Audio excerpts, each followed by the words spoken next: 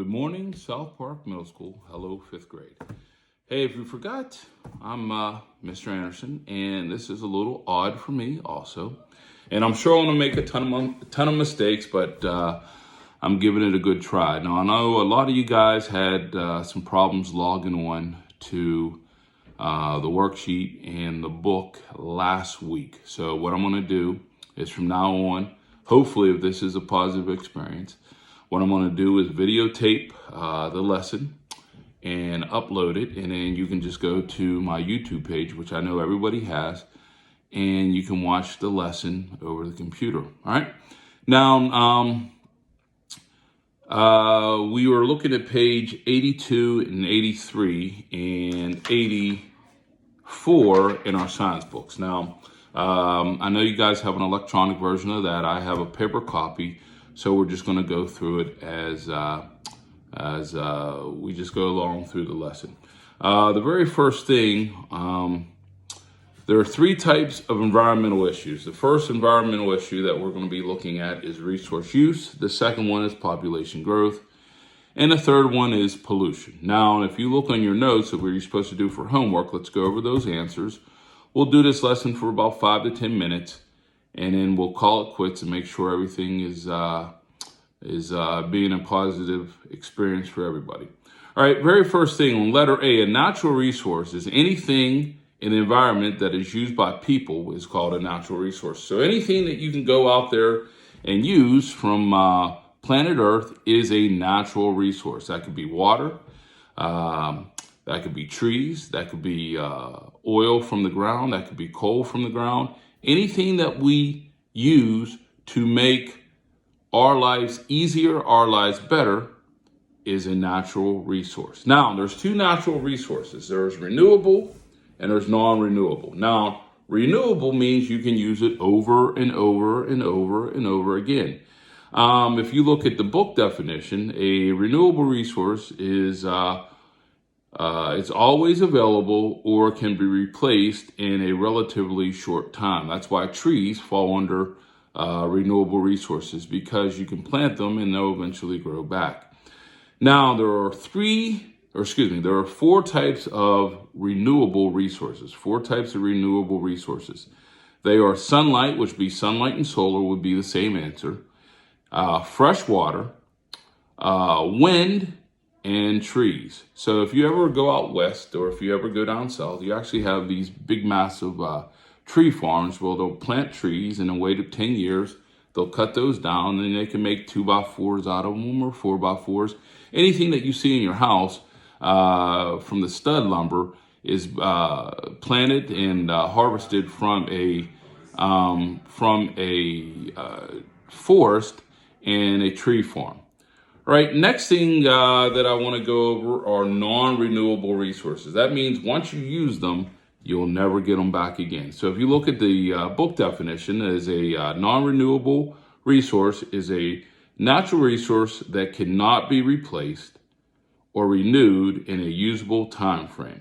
Now, there are three types of non-renewable resources. They are coal, oil, and natural gas. Coal, oil, natural gas. And believe it or not, all three of those play a very important part in the history of Western Pennsylvania.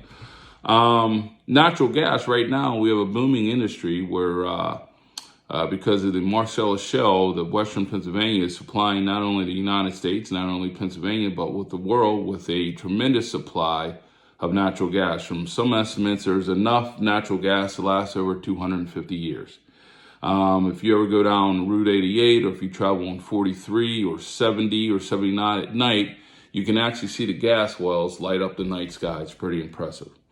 The second one we're going to look at is oil. Now, the reason why oil is important in Western Pennsylvania, if you ever go up to a place called Titusville, which is up 79, maybe about an hour and a half, you jump on Route 62, you're going to run in two towns that are very important. The first one is Oil City, and the second one is Titusville. Now, Titusville had the first operational oil derrick in the United States. The first city that I mentioned, Oil City, is important because there's three major petroleum refineries there. One happens to be Pennzoil. If you ever see oil for your car, it comes in the yellow bottle now, yellow plastic bottle. That is Pennzoil. The second one, there is a Quaker State. Now, Quaker State comes in a white and green bottle.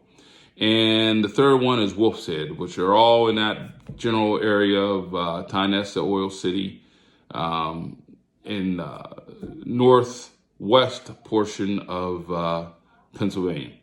And the third one that we're going to look at is coal. Now, coal is very important, especially to South Park. Believe it or not, Montour Mine, I believe 5, and Montour Mine number 6. Now, if you ever go down Route 88, right where Library Fire Hall is, if you ever notice those train tracks, they used to go down to a coal mine.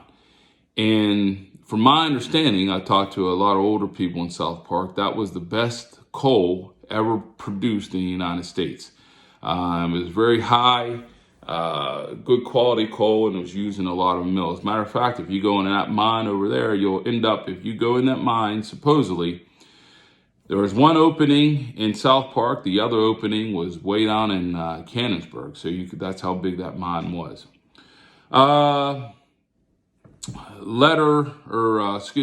Letter D, the 3 types of environmental issues are resource use. Number 1 would be resource use. Number 2 would be population growth.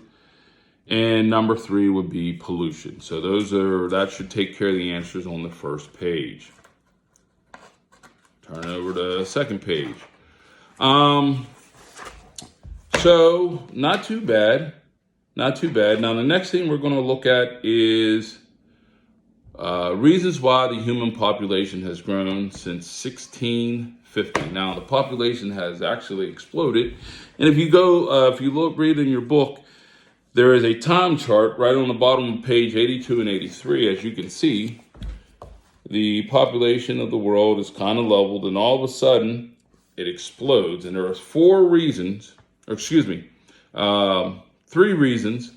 why the population exploded. The very first one is improvements in farming or agriculture. Because we can produce food at such a high rate, people don't starve anymore. And that was a problem way back in the early 1600s, 1400s, 1500s, where you had to worry about a constant, steady supply of food. Another improvement is something that we're going through right now, and is improvements in medicine. The improvements in medicine, even since I've been born, has just exploded. It's tremendous. Medicine every day gets better and better and better, and the improvements it's amazing what's happening. That a doctor could be 100 miles away and physically operate on somebody. How you could, like my dad has a knee replacement. He went in at 6 in the morning. They took out one knee, and he was up around walking around in the hospital by 11 o'clock that day. The improvements in medicine have aided in the growth of the population. And one that might sound a little bit disgusting, but it's very important, is improvements in the waste disposal. How we get rid of our waste from our bodies and also from farm animals has improved the population. Letter F, pollution. Pollution is the contamination of Earth's land, water, air is called pollution. Now there's 5 major types of pollution. The first one will be chemical pollution, waste pollution, noise pollution, heat pollution, and light pollution. Now, chemicals, obviously, if you could imagine any type of chemical being spilt in the environment would go under chemical pollution. Waste, think of littering. If you drive down the road, you see a bunch of trash on the side of the highway or in the woods.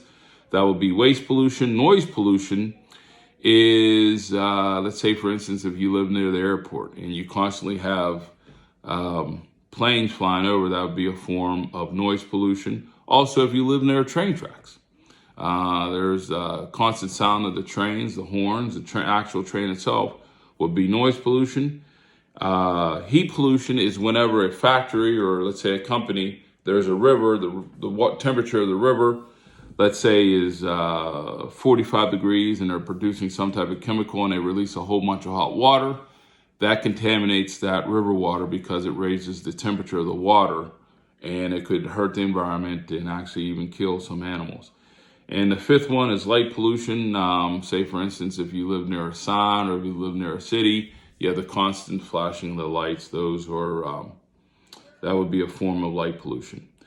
Letter G, pollution can cause human health problems and can destroy wildlife. They can cause human health problems and destroy wildlife. Also put down, they can also cause death for both humans and wildlife. So letter G, pollution can cause human problems and can destroy wildlife. And letter H, making environmental decisions. What you want to do for that answer is anytime that you can, make a viable decision that will improve not only your health, but the health of planet Earth.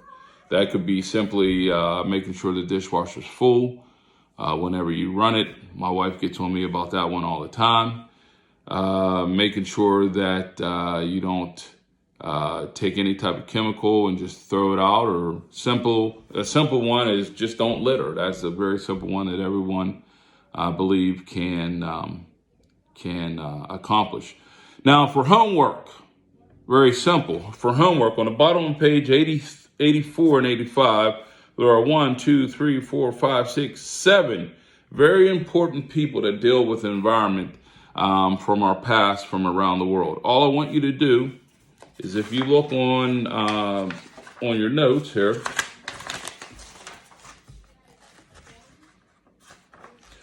on your notes where it says science and history, the list of seven scientists, or 7 environmentalists, I should actually say. Read what they did and just give me a couple short sentences, what they did and how it made the world better. So that's a very simple assignment for tonight. Hey, it's been a little weird. Actually, I kind of enjoyed this as I gotten into the flow of it. And I will see you guys Wednesday morning. Hopefully everybody has a nice Tuesday. And if something happens and you cannot download something, or you can't find a link, I totally understand. If you need to email me, do me a favor, email me between 9 and 12. Email me between 9 and 12, and then also email me between, let's say, 1 to 3. 9 to 12 and 1 to 3. All right. Hey, as always, very impressed with everybody, very happy with everybody, very proud with everybody. Go Eagles.